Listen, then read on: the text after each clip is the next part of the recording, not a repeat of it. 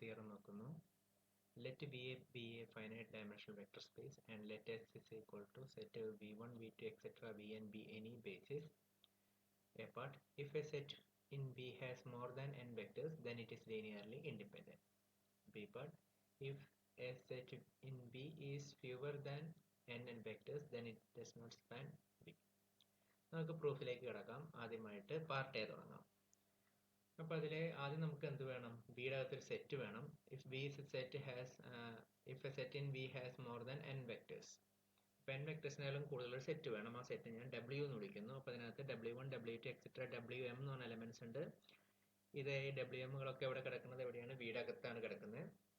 അപ്പോൾ നമുക്ക് ഇവിടെ നിന്ന് എന്ത് പറയാൻ പറ്റും? W എന്ന് പറയുന്ന ഈ സെറ്റ് ബി എന്ന് പറഞ്ഞ സെറ്റിന്റെ ഒരു സബ്സെറ്റ് തന്നെയാണ്.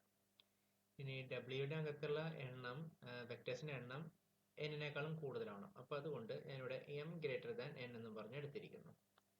അപ്പോൾ എൻ എന്ന് പറയുമ്പോൾ നമുക്ക് അതിനെ സ്പെസിഫൈ ചെയ്യാൻ വേണ്ടിയിട്ട് ഈ ബേസിസ് വെക്ടർ ആയിട്ടുള്ള വെക്ടറുകളുടെ സെറ്റ് ആയിട്ടുള്ള എസിനെ ഞാൻ, അല്ലെങ്കിൽ ബേസിസ് ആയിട്ടുള്ള എസിനെ ഞാനിവിടെ എടുത്തിരിക്കുന്നു. ഇനി W1, W2 എക്സെട്ര WM എന്ന് പറയുന്നത് ബിയുടെ അകത്തുള്ള വെക്ടേഴ്സ് ആണ്. ബിയുടെ അകത്തുള്ള വെക്ടേഴ്സിനെ ബേസിസ് വെച്ചിട്ട് നമുക്ക് ലീനിയർ കോമ്പിനേഷൻ ഉപയോഗിച്ച് എഴുതാൻ പറ്റും. അതുകൊണ്ട് ഞാനിവിടെ എഴുതിയിരിക്കുന്നു W1 is equal to A11 V1 plus A12 V2 etc. plus A1n Vn. ഈ രീതിയിൽ അതിനെ ഞാൻ റെപ്രസെന്റ് ചെയ്ത് വെച്ചിരിക്കുന്നു. ഈ റെപ്രസെന്റേഷനെ ഞാനൊരു മെട്രിക്സ് രൂപത്തിലേക്ക് ആക്കുന്നു. അപ്പോൾ മെട്രിക്സ് ആക്കുമ്പോൾ ഒരു പാർട്ടീഷന്റെ മെട്രിക്സ് രൂപത്തിലേക്കാണ് ഞാൻ മാറ്റി എഴുതുന്നത്. അപ്പോൾ അതായത് V1 V2 etc. Vm equal to W1 W2 etc. Wm is equal to V1 V2 etc. Vn എന്ന് പറയുന്ന രൂപത്തിലേക്കാണ് ഞാനിതിനെ, ഈ സിസ്റ്റം ഓഫ് ഇക്വേഷൻസിനെ ഞാനൊരു മെട്രിക്സ് ഫോമിലേക്ക് മാറ്റി എഴുതി വെച്ചിരിക്കുന്നു. ഇനി ഇവിടുത്തെ കേസ് നോക്കുകയാണെങ്കിൽ, സിസ്റ്റം ഓഫ് ഇക്വേഷൻ നമ്മൾ നോക്കുകയാണെങ്കിൽ ഇവിടെ എം എന്ന് പറയുന്ന ആള്, അതായത് അൺനോൺസിന്റെ എണ്ണം എന്തിനേക്കാൾ കൂടുതലാണ്? തന്നിരിക്കുന്ന ഇക്വേഷൻസിനേക്കാളും കൂടുതലാണ്. അപ്പൊ അതുകൊണ്ട് നമ്മൾ ഇതിനെ സോൾവ് ചെയ്യാൻ ശ്രമിക്കുന്ന സമയത്ത് നമുക്ക് എന്ത് കിട്ടും? ഇൻഫൈനൈറ്റ് നമ്പർ ഓഫ് സൊല്യൂഷൻസ് കിട്ടും. അപ്പോൾ അതിനെ, ആ സൊല്യൂഷൻസ് കിട്ടാൻ വേണ്ടിയിട്ട് നമ്മൾ എത്ര അൺനോൺസ് കൂടുതലുണ്ട് അത്രയും ഫ്രീ വേരിയബിൾസിനെ നമുക്ക് കൊണ്ടുവരേണ്ടി വരും. അതാണ് നമ്മൾക്ക് സാധാരണ ചിന്തിക്കുന്ന കാര്യം. അപ്പോൾ ഇവിടെ നമ്മൾ നോക്കേണ്ടത് ലീനിയർലി ഡിപ്പെൻഡന്റ് ആണോ ലീനിയർലി ഇൻഡിപെൻഡന്റ് ആണോ എന്നുള്ളതാണ്. അപ്പോൾ ലീനിയർലി ഡിപ്പെൻഡന്റും ലീനിയർലി ഇൻഡിപെൻഡന്റും വരുന്ന സമയത്ത് നമുക്ക് ഉറപ്പായിട്ടും അതിനെ സീറോ വെക്ടറായിട്ട് ഇക്വേറ്റ് ചെയ്യണം. അപ്പോൾ ഞാൻ ഇതിനെ A11 A2 etcetera x1 x2 etcetera xm equal to 0 എന്ന് പറഞ്ഞ രൂപത്തിലേക്ക് എഴുതുവാണെന്നുണ്ടെങ്കിൽ ഇവിടെയും എന്ത് തന്നെയാണ്? ഇവിടെ നമുക്ക് m അൺനോൺസും n ഇക്വേഷൻസേ ഉള്ളൂ, അതായത് അൺനോൺസിന്റെ എണ്ണമാണ് കൂടുതൽ. അപ്പോൾ നേരത്തെ പറഞ്ഞ പോലെ ഇൻഫൈനൈറ്റ് നമ്പർ ഓഫ് സൊല്യൂഷൻസ് ഉണ്ടായിരിക്കും. അപ്പോൾ അതിനകത്ത് എത്ര അൺനോൺസ് കൂടുതലുണ്ടോ അത്രയും ഫ്രീ വേരിയബിൾസ് ഒക്കെ കൊണ്ടുവരേണ്ടി വരും. അപ്പോൾ ജനറലി നമുക്ക് അതിനെന്ത് പറയേണ്ടി വരും? ഇതിനൊക്കെ സൊല്യൂഷൻ എന്തായാലും എക്സിസ്റ്റ് ചെയ്യുന്നുണ്ട്, നോൺ ട്രിവിയൽ സൊല്യൂഷൻ ആണ് ഇതിനകത്ത് ഉണ്ടാവുക. അപ്പോൾ അതിന് x1 equal to k1, x2 equal to k2 etcetera xm equal to km എന്നൊക്കെ പറഞ്ഞ് നമുക്ക് കൊടുക്കാം. ഇനി നമ്മുടെ ഇക്വേഷൻ നമ്പർ 2 കൺസിഡർ ചെയ്യുക. ആ ഇക്വേഷൻ നമ്പർ 2ന്റെ രണ്ട് സൈഡിലും ഞാൻ ഒരു മെട്രിക്സ് കൊണ്ട് അല്ലെങ്കിൽ നോൺ സീറോ വെക്ടർ ഫീൽഡ് കൊണ്ട് മൾട്ടിപ്പിൾ ചെയ്യാൻ നോക്കാം. നോൺ സീറോ വെക്ടേഴ്സിനെ കൊണ്ട് ഞാൻ മൾട്ടിപ്പിൾ ചെയ്യുകയാണ്. അതായത് ഈ x1 x2 എക്സെട്ര എന്ന് പറഞ്ഞതിന് പകരം ഞാൻ k1 k2 എക്സെട്ര km, കാരണം ഇവരൊന്നും എന്താവാൻ പാടില്ല, എല്ലാ ആൾക്കാരും സീറോ ആവാൻ പാടില്ല എന്നുള്ളത് നമുക്ക് ഉറപ്പാണ്. കാരണം ഇവിടെ നമുക്ക് നോൺ ട്രിവിയൽ സൊല്യൂഷൻ ആണ് നമുക്കിവിടെ കിട്ടുന്നത് എന്നുള്ളത് കൊണ്ട്. അപ്പോൾ ഞാനിവിടെ W1 W2 etcetera WM into, നമുക്കിവിടെ എന്താണ് x1 x2 എക്സെട്ര xmന് പകരം k1 k2 എക്സെട്ര km എന്ന് പറയുന്ന കൺസെപ്റ്റ് യൂസ് ചെയ്യുന്നു. k1 k2 etcetera km. ഇതിനൊക്കെ കാരണം അൺനോൺസിന്റെ എണ്ണം ഇക്വേഷൻസിനേക്കാളും കൂടുതലാണെന്നുള്ളതാണ്. അപ്പോൾ ഇതിന് കറസ്പോണ്ടിങ് ആയിട്ട് റൈറ്റ് ഹാൻഡ് സൈഡിലും ഇതേ മാറ്റങ്ങൾ വരുത്തണം. അപ്പോൾ V1 V2 etcetera Vn matrix A11 A12 etcetera A1n A21 A22 etcetera A2n etcetera AM1 AM2 etcetera AMN. Okay, ഇവിടെ ലെഫ്റ്റ് സൈഡിലെ k1 k2 എക്സെട്ര km വെച്ച് മൾട്ടിപ്പിൾ ചെയ്തുകൊണ്ട് ഞാൻ ഇവിടെ എന്ത് ചെയ്യുന്നു? k1 k2 എക്സെട്ര km വെച്ച് മൾട്ടിപ്പിൾ ചെയ്യുന്നു. ഓക്കെ, നമുക്ക് നോക്കാം. ഇവിടെ ഈ ഭാഗത്തെ മൾട്ടിപ്പിൾ ചെയ്യുമ്പോൾ നമുക്ക് ഇവിടെ കിട്ടുന്നത് എന്താണ്? 0 എന്ന് പറഞ്ഞിട്ടുള്ള ആളെയാണ് നമുക്ക് ഇവിടെ കിട്ടുന്നത്. ഇക്വേഷൻ നമ്പർ 3, സോറി ഇത് 3 ആണ്, നമുക്ക് അടുത്ത് 1 അല്ല, ഇതിനെ 3 എന്ന് വിളിക്കാം. 1 2 3. ഇക്വേഷൻ നമ്പർ 3 പ്രകാരം x1 ഈക്വൽ ടു k1, കാരണം ഇവിടെ നമുക്ക് അങ്ങനെയാണ് നമുക്ക് ഇവിടെ മാറ്റി എഴുതാൻ പറ്റുന്നത്. അപ്പോൾ k1 k2 എക്സെട്ര km ആകുമ്പോൾ നമുക്ക് കിട്ടുന്നത് 0 വെക്ടർ ആണ്. അപ്പോൾ ഈ ഭാഗം വെച്ച് നമുക്ക് മൾട്ടിപ്പിൾ ചെയ്യുമ്പോൾ നമുക്ക് എന്ത് കിട്ടും? 0 കിട്ടും. അതിനെ വെച്ച് മൾട്ടിപ്പിൾ ചെയ്താൽ നമുക്ക് എന്ത് തന്നെയാണ് കിട്ടുക? 0 തന്നെയാണ് കിട്ടുക. സോ അത് ഞാൻ ഒന്നുകൂടി എടുത്ത് എഴുതുന്നു. v1 v2 എക്സെട്ര vn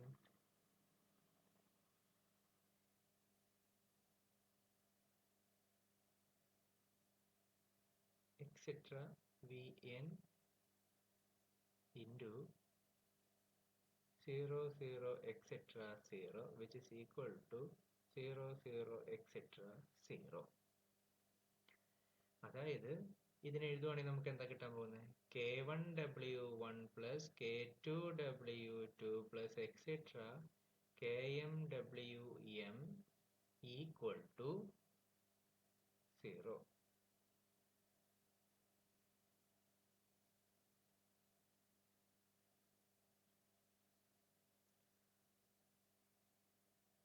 അപ്പോൾ നമ്മളിവിടെ പറഞ്ഞിട്ടുണ്ടായിരുന്ന k1 k2 എക്സെട്ര km എന്ന് പറയുന്ന ആൾ എന്തായിരുന്നു? അത് എല്ലാ ആൾക്കാരും 0 ആവാൻ പാടില്ല. കാരണം എല്ലാ ആൾക്കാരും 0 ആവുകയാണെങ്കിൽ അത് ട്രിവിയൽ സൊല്യൂഷൻ ആയി പോകും. നമ്മളെ സംബന്ധിച്ചിടത്തോളം ഇവിടെ എന്താണുള്ളത്? നോൺ ട്രിവിയൽ സൊല്യൂഷൻ ആണുള്ളത്. അപ്പോൾ എല്ലാ ആൾക്കാരും നമുക്ക് എന്ത് ചെയ്യാൻ പറ്റില്ല? 0 ആവാൻ പാടില്ല. കുറച്ച് ആൾക്കാരെങ്കിലും 0 ആവാതെ നിൽക്കേണ്ടി വരും. അപ്പോൾ ഈ തന്നിട്ടുള്ള k1 k2 k3 etcetera km എന്ന് പറഞ്ഞതിനകത്ത് കുറച്ച് ആൾക്കാരെങ്കിലും എന്തായിട്ട് നിൽക്കണം? 0 ആവാതെ നിൽക്കണം. അങ്ങനെ 0 ആയിരുന്നെങ്കിൽ ഇക്വേഷൻ നമ്പർ 3 എന്തായിട്ട് മാറും? ട്രിവിയൽ സൊല്യൂഷൻ ആയിട്ട് മാറുമായിരുന്നു. അപ്പോൾ അതുകൊണ്ട് നമുക്ക് എന്തുറപ്പാണ്? ഇതിലെ k1 k2 എക്സെട്ര km എന്ന് പറയുന്നത് കുറച്ച് ആൾക്കാരെങ്കിലും 0 ആവാൻ പാടില്ല. അങ്ങനെ സംഭവിച്ചു കഴിഞ്ഞാൽ ഇതെന്തായിട്ട് മാറും? സെറ്റ് w എന്ന് പറയുന്ന ആള് ലീനിയർലി ഡിപ്പെൻഡന്റ് ആയിട്ട് മാറും. ഇതാണ് നമുക്ക് എ പാർട്ടിന് വേണ്ടി ചെയ്യാവുന്ന കാര്യം. ഇനി അടുത്ത് നമുക്ക് ബി പാർട്ടിന്റെ കാര്യങ്ങളിലേക്ക് നോക്കി തുടങ്ങാം. ബി പാർട്ടിൽ പറഞ്ഞിരിക്കുന്ന കാര്യങ്ങൾ എന്താണ്? If A set in V has fewer than n vectors then it does not span V. അപ്പോൾ നമുക്ക് ആ ഭാഗത്തേക്ക് കിടക്കാം. സ്റ്റാർട്ട് ചെയ്യുന്നു ബിയുടെ പ്രൂഫ്. അപ്പോൾ അവർ പറഞ്ഞിരിക്കുന്നത് ഒരു സെറ്റ് വേണം, ആ സെറ്റിനകത്ത് കുറച്ച് വെക്ടേഴ്സ് വേണം. ഞാനതിനെ u1 u2 എക്സെട്ര um എന്ന് പറഞ്ഞ് വിളിച്ചിരിക്കുന്നു. അതെന്തായിരിക്കണം? ഫ്യൂവർ ദാൻ n ആണ് പറഞ്ഞിരിക്കുന്നത്. അപ്പൊ ഇവിടെ എന്തായിരിക്കണം? m എന്ന് പറയുന്ന ആള് n-നേക്കാൾ ചെറുതായിരിക്കണം. അപ്പൊ n എവിടുന്ന വരണം? നമ്മൾ നേരത്തെ പറഞ്ഞ ബേസിലെ എസ്എൽത്തെ എലമെന്റ്സിനനുസരിച്ചാണ് നമ്മുടെ n എന്ന് പറയുന്ന ആള് വരണത്. ഇനി നമുക്ക് കാണിക്കേണ്ടത് ഇത് സ്പാൻ ചെയ്യില്ല എന്നുള്ളതാണ്. നമുക്ക് വീനെ സ്പാൻ ചെയ്യില്ല എന്നാണ് നമുക്ക് കാണിക്കേണ്ടത്. അപ്പോൾ നമ്മൾ എന്ത് ചെയ്യുന്നു? അതിന്റെ മെത്തേഡ് ഓഫ് കോൺട്രഡിക്ഷൻ നമുക്ക് ഉപയോഗിക്കാൻ വേണ്ടിയിട്ട് ഞാൻ അസ്യൂം ചെയ്യണം എന്താണെന്ന് വെച്ച് കഴിഞ്ഞാൽ, if possible let span u equal to v. അപ്പോൾ span u equal to v എന്ന് പറഞ്ഞാൽ നമ്മൾ പ്രൊസീഡ് ചെയ്തിട്ട് നമുക്ക് അവിടെ എന്തെങ്കിലും മിസ്റ്റേക്ക് പറ്റുമ്പോൾ നമുക്ക് എന്ത് മനസ്സിലാവും? ഇതിങ്ങനെ ആയിരുന്നില്ല, സ്പാൻ ചെയ്യുന്നില്ല എന്നുള്ള കാര്യം നമുക്ക് കിട്ടും. അപ്പോൾ നമുക്ക് എന്ത് ചെയ്യേണ്ടി വരും? നമ്മുടെ തിയറം കംപ്ലീറ്റ് ആവും. അപ്പോൾ അതിനുള്ള വർക്കാണ് നമ്മൾ ആദ്യം തുടങ്ങുന്നത്. അങ്ങനെ u എന്ന് പറയുന്ന ആള് vനെ സ്പാൻ ചെയ്യുന്നുണ്ടെങ്കിൽ നമുക്ക് vയുടെ അകത്തുള്ള ഏതൊരു വെക്ടറിനെ കൊണ്ടുവന്നു കഴിഞ്ഞാലും അതിനെ നമുക്ക് എന്ത് ചെയ്യാൻ പറ്റും? ഇവരെ ലീനിയർ കോമ്പിനേഷൻ വെച്ച് u1 u2 etcetera umന്റെ linear combination ഉപയോഗിച്ച് നമുക്ക് എഴുതാൻ പറ്റും. അപ്പോൾ നമുക്ക് തുടങ്ങാം. There exists alpha 1 alpha 2 etcetera alpha m such that v1 equal to alpha 1 u1 plus alpha 2 u2 plus etc plus alpha n un. ഏതൊരു വെക്ടർ എടുത്തു കഴിഞ്ഞാൽ നമുക്ക് ഇങ്ങനെ എഴുതാൻ പറ്റുന്നതാണ്. അപ്പോൾ ഞാൻ പ്രിസൈസ് ആയിട്ട് ഈ v1 എന്ന് പറഞ്ഞ വെക്ടറിനെ ഞാൻ s-നകത്താണ് എടുത്തിരിക്കുന്നത്. s എന്ന് പറയുന്നത് vയുടെ സബ്സെറ്റ് ആണ്. v1 എന്ന് പറയുന്നത് ബേസിലെ ഒരു എലമെന്റിനെയാണ്. ആ എലമെന്റിനെ എനിക്ക് എന്ത് ഉപയോഗിച്ച് എഴുതാൻ പറ്റും? u1 u2 എക്സെട്ര un ന്റെ ലീനിയർ കോമ്പിനേഷൻ ആയിട്ട് എഴുതാൻ പറ്റും. ഈ V1 എന്ന് പറയുന്ന ആള് ബേസിലെ എലമെന്റ് ആണ്. ബേസ് എന്ന് പറയുന്ന ആള് സ്പാൻ ചെയ്യുന്നതുകൊണ്ട് ലീനിയർലി ഇൻഡിപെൻഡന്റുമാണ്. 0 എന്ന് പറഞ്ഞ ഒരു എലമെന്റ് ഒരു സെറ്റിനകത്ത് വരികയാണെങ്കിൽ അത് ലീനിയർലി ഇൻഡിപെൻഡന്റ് ആവില്ല, അത് ലീനിയർലി ഡിപെൻഡന്റ് ആവുള്ളൂ. അപ്പൊ ഇത് ബേസും ഈ ഫാക്റ്റും കൂടി ഉപയോഗിച്ചാൽ നമുക്ക് എന്ത് മനസ്സിലാവും? നമ്മുടെ V1 എന്ന് പറയുന്ന ആൾ ഒരിക്കലും 0 വെക്ടറിനോട് ഈക്വൽ അല്ല.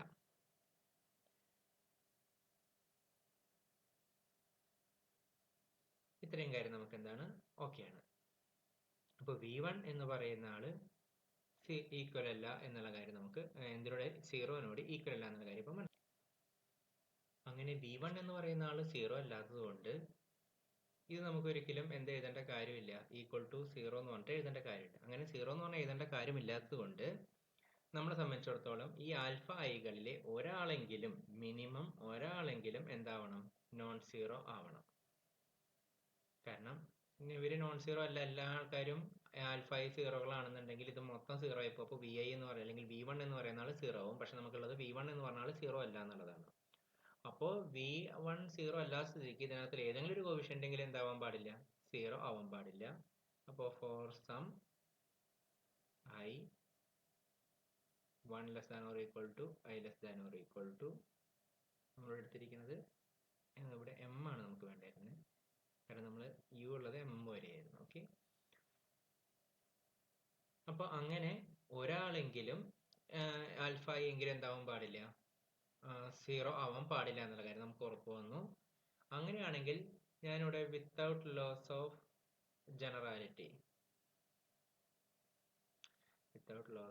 ജനറാലിറ്റി ഞാൻ അസ്യൂം ചെയ്യുന്നു ആൽഫ 1 എന്ന് പറയുന്ന ആളാണ് ഇവിടെ സീറോ അല്ലാത്തതെന്ന്.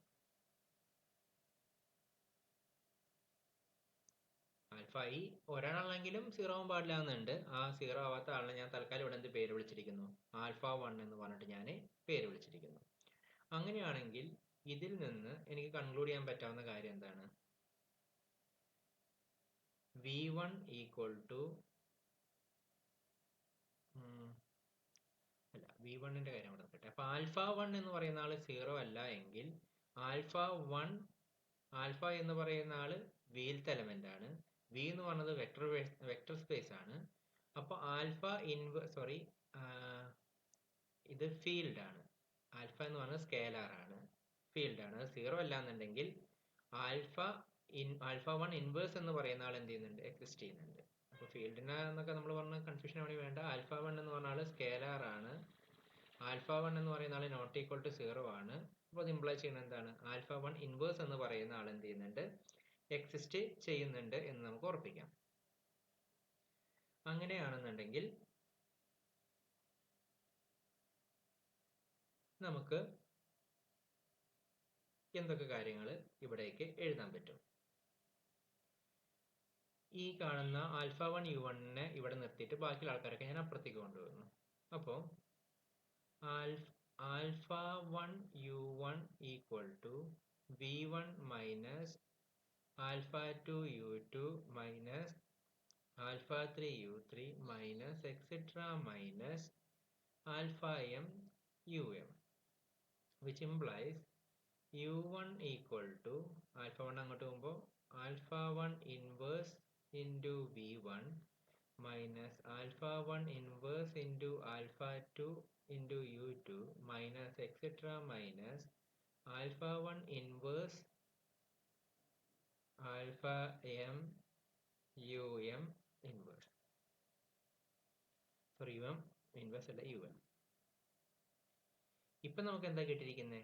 U1 എന്ന് പറയുന്ന ആള് U1 is the linear combination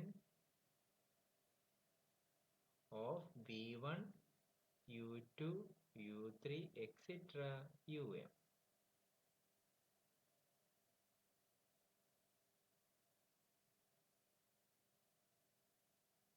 അപ്പോൾ U1 എന്ന് പറയുന്നത് V1 U2 etcetera U3 UM എന്ന് പറയുന്ന ആൾക്കാരുടെ അവസ്ഥയാണ്.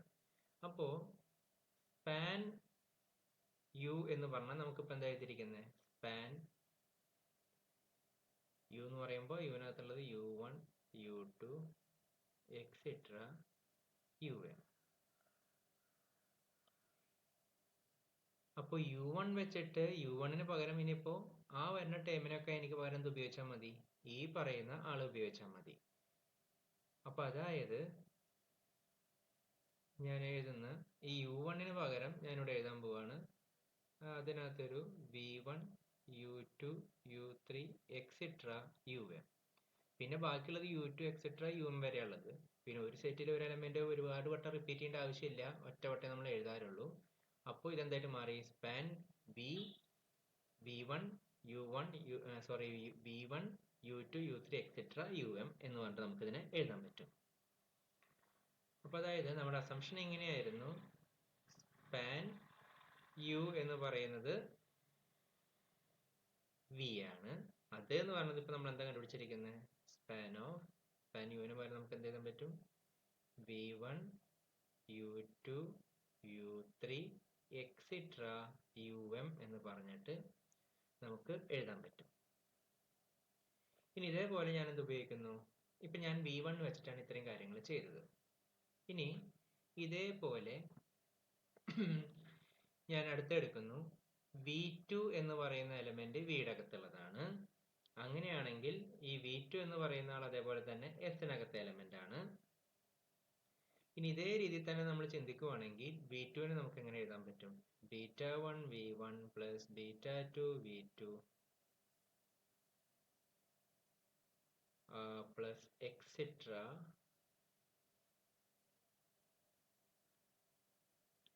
βm um. കാരണം സ്പാൻ ചെയ്യുന്നത് ഇതാണ് v1 u2 u3 എക്സെട്ര എന്ന് പറയുന്ന ആൾക്കാരായതുകൊണ്ട്. ഇനി നമ്മൾ വീണ്ടും അസ്യൂം ചെയ്യും v2 എന്ന് പറയുന്ന ആള് s-നകത്തെ എലമെന്റ് ആണ്. അപ്പോൾ v2 എന്ന് പറയുന്ന ആള് 0 ആവാൻ പാടില്ല.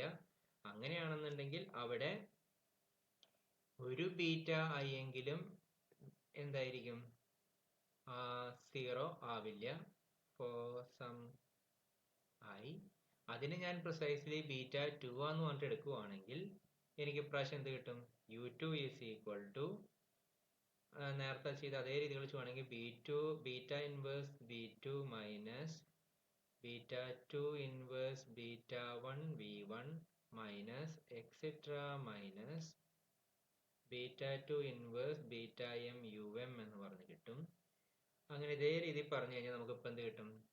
Span u equal to span v1 v2 u3 etcetera um എന്ന് പറഞ്ഞിട്ട് കിട്ടും. അപ്പോൾ വീണ്ടും ലാസ്റ്റ് ഇതേപോലെ എന്ത് ചെയ്യേണ്ടി വരും?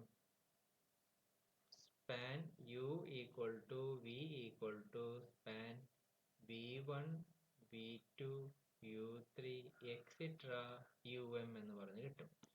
ഇതേ രീതിയിൽ നമ്മൾ ഇങ്ങനെ കണ്ടിന്യൂ ചെയ്തുകൊണ്ടിരിക്കുക. അങ്ങനെ കണ്ടിന്യൂ ചെയ്തുകൊണ്ടിരിക്കുമ്പോൾ നമുക്കിവിടെ m വരെയുള്ളത്, m എന്ന് പറഞ്ഞത് n-നേക്കാൾ ചെറുതാണ്. അപ്പോൾ mth സ്റ്റെപ്പ് കഴിയുമ്പോൾ നമുക്ക് എന്താ കിട്ടുന്നുണ്ടാവുക? ഈ ലാസ്റ്റ് സ്റ്റെപ്പ് മാത്രം നോക്കുവാണെങ്കിൽ v is equal to span u. അപ്പോൾ സ്പാൻ യുവിന്റെ അവസ്ഥ എന്തായിരിക്കും?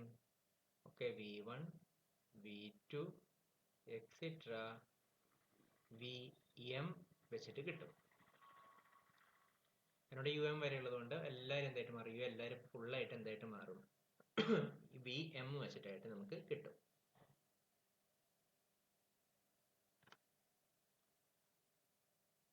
അപ്പോ അടുത്ത പ്രശ്നം എന്താന്ന് വെച്ച് കഴിഞ്ഞാൽ നമ്മുടെ ബേസിസ് എന്ന് പറഞ്ഞ ആൾക്കാർ ആരാ? v1 v2 എക്സെട്ര vm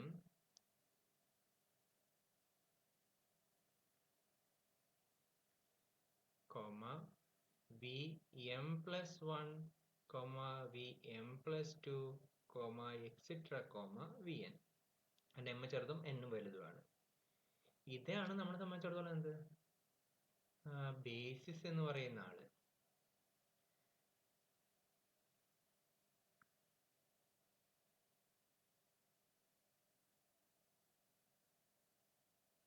ശരിയല്ലേ? ഈ ബേസിസ് എന്ന് പറഞ്ഞു കഴിഞ്ഞാൽ ലീനിയർലി ഇൻഡിപെൻഡന്റ് ആയിട്ടുള്ള സ്പാൻ ചെയ്യാൻ പറ്റാവുന്ന ഏറ്റവും ചെറിയ ആളെന്നുള്ള കൺസെപ്റ്റിലേക്കാണ് അത് പോകുന്നത്.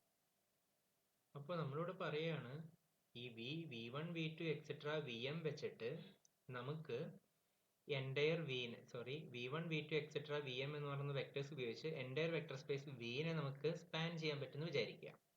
അങ്ങനെയാണെങ്കിൽ ഈ vm+1 vm+2 എക്സെട്ര vn എന്ന് പറയുന്ന വെക്ടേഴ്സിനെയൊക്കെ നമുക്ക് എന്ത് വെച്ച് ജനറേറ്റ് ചെയ്യാൻ പറ്റും? v1 v2 എക്സെട്ര vm എന്ന് പറയുന്ന ആൾക്കാരെ ഉപയോഗിച്ച് ലീനിയർ കോമ്പിനേഷൻ എടുത്ത് എഴുതാൻ പറ്റും. അങ്ങനെ പറയുവാണെന്നുണ്ടെങ്കിൽ എസ് എന്ന് പറയുന്ന ആൾ ബേസിസ് ആണെന്നുള്ള കാര്യം ഓർക്കണം. അപ്പൊ എസ് എന്ന് പറയുന്ന ആൾ എന്താണ്? ലീനിയർ ഇൻഡിപെൻഡന്റ് ആണ്. അപ്പൊ ഇവരെ വെച്ചിട്ട് നമുക്ക് ഇത് ജനറേറ്റ് ചെയ്യാൻ പറ്റുമെങ്കിൽ, സ്പാൻ ചെയ്യാൻ പറ്റും, ലീനിയർ കോമ്പിനേഷൻ ആയിട്ട് എഴുതാൻ പറ്റുമെങ്കിൽ ഈ എസ് എന്ന് പറയുന്ന ആൾ എന്താവാൻ പാടില്ല, പിന്നെ ലീനിയർലി ഇൻഡിപെൻഡന്റ് ആവാൻ പാടില്ല, ലീനിയർലി ഡിപെൻഡന്റ് ആയി പോകും. പക്ഷെ ലീനിയർലി ഡിപെൻഡന്റ് കഴിഞ്ഞത് ബേസിസ് ആവാൻ പറ്റില്ല. അപ്പൊ ഇത് ബേസിസ് ആണ് എന്നുള്ളത് കൊണ്ട് നമുക്ക് എന്ത് പറയേണ്ടി വരും? ഈ ഒരു സംഭവം ഒരിക്കലും നടക്കാൻ പോകുന്നില്ല. കാരണം ഇത് നടന്നു കഴിഞ്ഞാൽ പ്രശ്നം എസ് എന്ന് പറഞ്ഞ സെറ്റ് എന്താവില്ല. കാരണം m+1 m+2 എക്സെട്ര n എന്ന് പറയുന്ന ടേംസിനെ മൊത്തം ഈ v1 v2 എക്സെട്ര vm വെച്ച് നമുക്ക് ജനറേറ്റ് ചെയ്യാൻ പറ്റും. അങ്ങനെ ജനറേറ്റ് ചെയ്യാൻ പറ്റിക്കഴിഞ്ഞാൽ ഇതിന്റെ ലീനിയർലി ഇൻഡിപെൻഡന്റ് എന്ന് പറഞ്ഞ ക്രൈറ്റീരിയ തെറ്റിപ്പോവും. അപ്പോൾ ഇത് ശരിയാവില്ല. അപ്പോൾ നമ്മുടെ ഇതിന് പ്രശ്നങ്ങൾക്ക് കാരണം എന്താണ്? നമ്മുടെ അസംഷൻ റോങ് ആയിരുന്നു. അസംഷൻ എന്തായിരുന്നു? നമുക്ക് ഈ തന്നിട്ടുള്ള m എലമെന്റ്സിനെ വെച്ചിട്ട് ഉണ്ടാക്കുന്ന u എന്ന് പറയുന്ന സെറ്റ് വിനെ സ്പാൻ ചെയ്യുന്നുണ്ട് എന്നുള്ള കണ്ടീഷൻ ആയിരുന്നു നമുക്ക് പറ്റിയ അബദ്ധം. അപ്പൊ നമ്മൾ കൺക്ലൂഡ് ചെയ്തത് അങ്ങനെ നമുക്കിതിനെ സ്പാൻ ചെയ്യാൻ പറ്റില്ല എന്നുള്ളത്. ചുരുക്കി പറഞ്ഞു കഴിഞ്ഞാൽ if a set in V has fewer than n vectors then it does not span എന്ന് പറഞ്ഞിട്ട് നമുക്ക് അവസാനിപ്പിക്കാം. അപ്പൊ അത്രയാണ് ഈ തിയറം പറയുന്നത്.